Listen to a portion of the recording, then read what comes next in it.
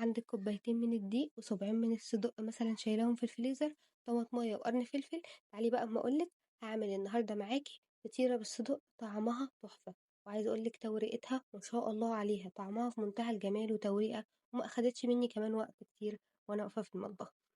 لو بتشوفوني لأول مرة متنسوش الاشتراك وتفعيل الجرس علشان يوصلكم كل جديد، والكومنت بتاعكم اللي دايما بيدعمني، واللايك أهم حاجة.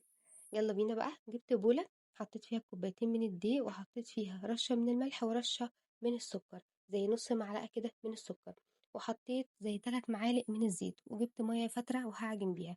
هعجن العجينة لحد ما تبدأ العجينة تلم من البولة، وفي نفس الوقت تسيب ايدي، بس برضه يكون فيها سنة تلزيقة علشان تفرد كده معاكي بسهولة. بعد ما عجننا العجينة هنسيبها ترتاح لمدة 10 دقايق أو لحد مثلا ما نعمل الحشوة بتاعتنا. أنا أخدت قرن فلفل أحمر اللي انتوا شايفينه ده، وأخدت نص القرن فلفل الأخضر، وأخدت طماطماية. قطعت كل المكونات دي بتاعتي مكعبات زي ما انتوا شايفين كده. وبعد ما قطعتها مكعبات جبت الصدوق بتاعي وبالمقص، طبعا المقص بتاعنا نضيف للأكل وبس، وبالمقص وقمت مقطعاه زي ما انتوا شايفين كده. وكل حاجة مقطعاها فيها مكعبات، قمت حاطة كله على بعضه وملخبطاه، وحاطة رشة من الفلفل الأسود وسنة من بهارات اللحمة. الملح هنخليه في الآخر علشان ما ينزلش المية بتاعة الخضار. قلبت كل المكونات بتاعتي مع بعضها، وهنروح بقى للعجينة بتاعتي هنجيبها عشان نفردها. كده أنا خلصت الحشوة بتاعتي. بصوا العجينة ما شاء الله ارتاحت، وزي ما قلت لكم في نفس الوقت يكون فيها سنة تلزيقة، إن هي تلزق في إيدك كده، حاجات بسيطة. أخدت بقى العجينة ورشة كده من الدقيق مظبوطة علشان أعرف أفرد عليها، وأخدت العجينة فردتها شوية بإيدي، وبعد كده جبت الجراية بتاعتي وفردتها. أهم حاجة إن انتي ما تفرديش من النص قوي، تفردي من على الحروف أكتر ما تفردي من النص، لأن النص احنا عايزينه معانا يكون تقيل شوية يمسك الحشوة بتاعتنا. أخدت بقى العجينة بعد ما فردتها بالشكل اللي انتوا شايفينه ده، قمت جايبة أكبر غطا، أكبر حلة مثلا عندي، وهفتح وحطيته في النص، وبعد كده هفتح العجينة من على الجناب زي ما انتوا شايفين كده. فتحتها ما بين كل فتحة وفتحة يعني مسافة كبيرة. جبت بقى زي ربع كوباية من خليط الزيت على السمنة، وقمت دهنة الفطيرة بتاعتي كلها. أهم حاجة الأطراف، ممكن النص سيبكم منه، لكن أهم حاجة الأطراف علشان الفطيرة بتاعتنا كده تورق ويبقى طعمها في منتهى الجمال. بعد كده أخدت الحشوة، طبعًا بعد ما ضبطت ملحها قبل ما حطيتها على طول، ضبطت ملحها وحطيتها زي ما أنتم شايفين، وحطيت جبنة موتزاريلا.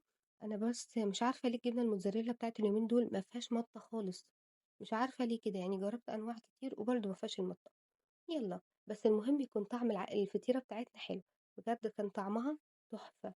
بعد كده بقى قمت واخدة كده كل واحدة من اللي أنا قاطعاها دي، طبعًا الفيديو موضّح، واخدة كل واحدة كده وقُمت فرداها كده بإيدي، أفرد بإيدي، وما بين كل طبقة وطبقة باحط الخليط من الزيت والسمنة اللي أنتم شايفينه ده، وآخد برضه كل جزء كده. طبعًا كل الحاجات دي، الطبقات دي توريقة، كل دي توريقة في توريقة. لو شُفتِ لمّا تفتحي حتة العجينة دي، لمّا تفتحيها وفيها زيادات من على الجناب، الزيادات دي ممكن ترجعيها تاني على الفطيرة بتاعتنا، يعني هاوريكِ دلوقتي. هاوريكِ قصدي أيوه بُصّوا، أنا أخدت حتّة قُمت مرجّعاها تاني، بس طبعًا قبل ما أرجّعها قُمت حاطّة ما بينهم خليط من السمنة والزيت، أكيد طبعًا فاهمينّي، يعني الصورة موضّحة. وبعد كده قُمت أهم حاجة بقى آخر طبقة دي، آخر طبقة أخدتها فردتها غطّيت بيها الفطيرة كلّها، وأي زيادات بقى حطّيتها من تحت. وبعد كده جِبت الصينية بتاعتي برضه دهنتها دهنة زيت، حطّيت الفطيرة فيها وسِبتها شوية على جنب ترتاح. بعد ما ارتاحت بقى قُمت واخداها فرداها كده فردة بسيطة، طبطبي كده عليها بسيط كده خالص بحيث إن هي تتفرد معاكِ.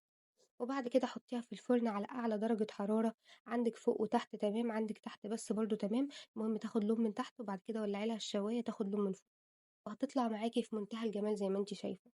هشة جدًا ومورقة، طبعًا ما أخدتش مننا مجهود خالص، يعني عجنتها وحشوتها يعني ما أخدتش مننا حاجة. ممكن أخدت وقت مننا شوية لمّا ارتاحت، بس برضه ما أخدتش وقت زي ما إحنا ما بنعجن العجينة ونخمّرها والكلام ده كله. طعمها تحفة، وما أخدتش برضه مننا وقت في المطبخ كتير، ومورقة زي ما انتوا شايفين. بصوا التوريقة ما شاء الله. يعني انتوا هتجربوها كمان، وما تنسوش تقولي رأيكم في الكومنتات، وما تنسوش الاشتراك وتفعيل الجرس زي ما قلت لكم، والكومنت بتاعكم اللي دايما بيساعدني. بصوا بقى الجمال، ما شاء الله. جربوها وقولي رأيكم في الكومنتات. بصوا بس العسل. يلا، مع السلامة يا حلوين.